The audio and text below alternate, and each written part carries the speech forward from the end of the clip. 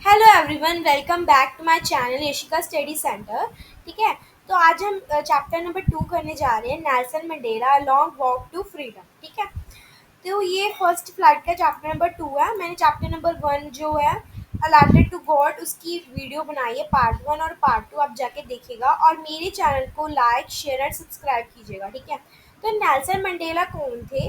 ये first president थे south Africa के। ठीक है।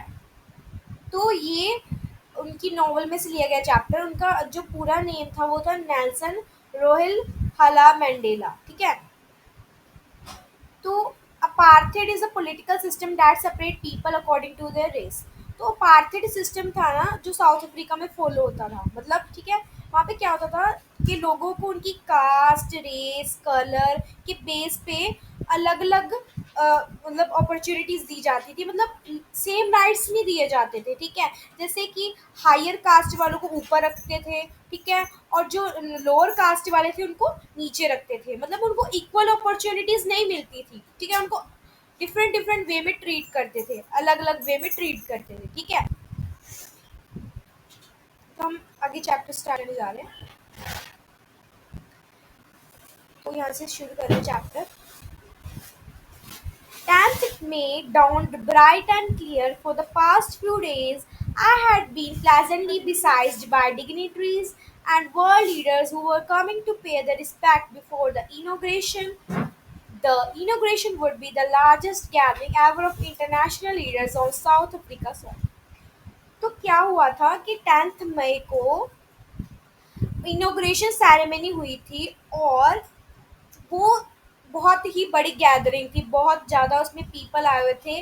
डिफरेंट डिफरेंट इंटरनेशनल लीडर्स आए हुए थे। ठीक है।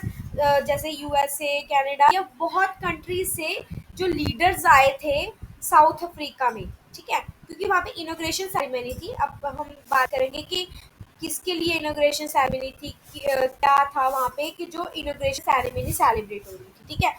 The ceremonies took place in the lovely sandstone amphitheater formed by the Union Building in the Pretoria. ठीक है। वो कहाँ हुई थी? लवली सैंडस्टोन एम्पी थिएटर में हुई थी by the union buildings in Pretoria. ठीक है। इसको आप अंडरलाइन कर लीजिएगा अपनी बुक में। ठीक है। क्योंकि ये मेन है। ठीक है। तो फिर पूछ लेते हैं अभी कहाँ हुई थी सेरेमनी। ठीक है। और कब हुई थी? 10th मई को हुई थी। और कहाँ हुई थी? Sandstone amphitheatre, union building in Pretoria. ठीक है। एम्पी थिएटर क्या होता है?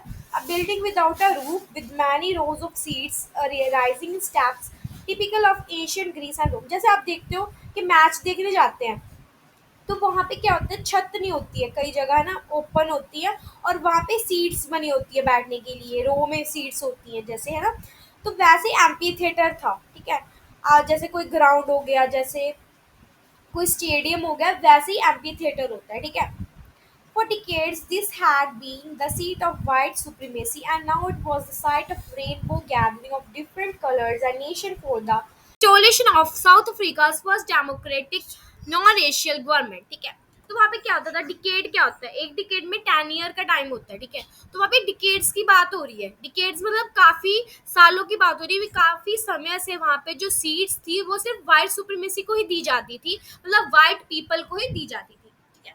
क्योंकि वहाँ पे वाइट ब्लैक के बीच में डिफरेंसेस होते थे, मतभेद होते थे। ठीक है। हाँ जी, कि वाइट को सीट देनी है, ब्लैक को नहीं देनी है। ठीक है।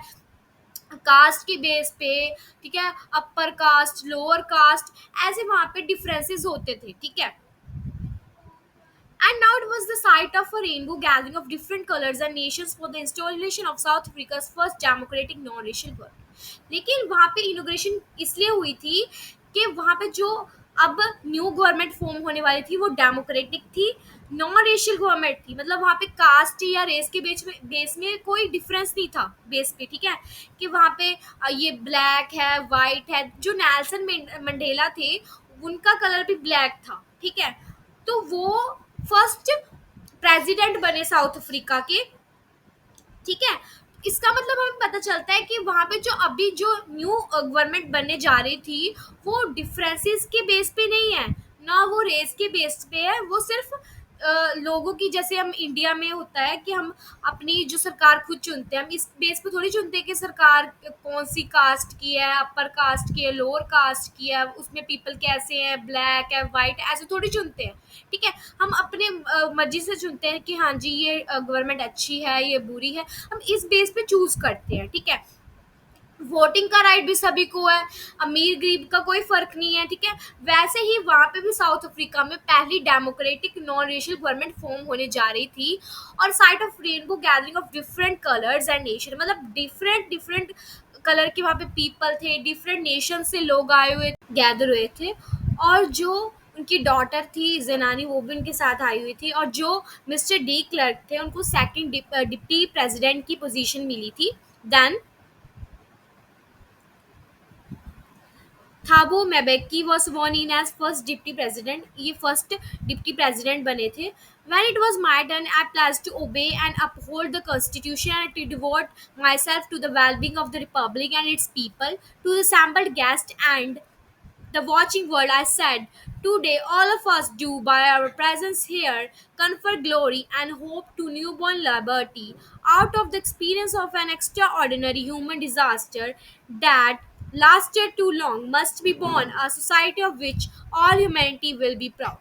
तो फर्स्ट और सेकंड डिप्टी कमिश्नर के बाद जो थे नेल्सन मंडेला, उनकी टर्न आई थी, तो वो प्रेसिडेंट बने थे साउथ अफ्रीका के, फर्स्ट प्रेसिडेंट बने थे। तो वो अपनी, जैसे कोई बनता है, जैसे कि प्राइम मिनिस्टर बनते हैं हमारे इंडिया में, तो वो क्या करते हैं, अपनी जैसे कहते हैं स्वॉन खाते हैं, सौ खाते हैं कि हाँ जी हमें ये करना है, वो करना है, हम देश के लिए ये करेंगे, वो करेंगे। तो उन्होंने भी प्लेज ली कि मैं कॉन्स्टिट्यूशन को अपहोल्ड करूंगा और अपना दिलो जान से कॉन्स्टिट्यूशन के लिए लगा दूंगा, इसके लोगों के लिए लगा दूंगा। ठीक है, तो liberty out of the experience of an extraordinary human disaster that lasted too long must be a born of society which all humanity will be proud. तो वो मैं ऐसी सोसाइटी बनाऊंगा कि जहाँ जिसपे सभी को प्राउड फील हो। ठीक है, तो वो लाइबर्टी चाहते हैं भी, हाँ सभी को फ्रीडम मिले, लाइबर्टी मिले, और ऐसी सोसाइटी बनाएंगे जहाँ पे सभी ह्यूमन बींग्स को प्राउड प्राउड फील हो। ठीक है, तो मेरा मकसद ये है कि मैं लाइन बाय लाइन इसीलिए पढ़ाती हूँ क्योंकि ये जो 10th क्लास है ये बोर्ड की क्लास है। ठीक है, तो इसमें से कहीं से भी क्वेश्चन आ जाते हैं, कोई भी लाइन से पिकअप होके क्वेश्चन बन जाते हैं, इसलिए मैं लाइन वाइज लाइन आपको पढ़ाती हूँ। ठीक है, तो ये पार्ट 1 है, पार्ट 2 में हम अगली स्टोरी पढ़ेंगे। अगर आपको मेरी वीडियो अच्छी लगी तो प्लीज़ उसको लाइक शेयर एंड सब्सक्राइब कीजिएगा, और कमेंट बॉक्स में बताइएगा कि आपको मेरी वीडियो कैसी लगती है। ठीक है, थैंक यू फॉर वॉचिंग।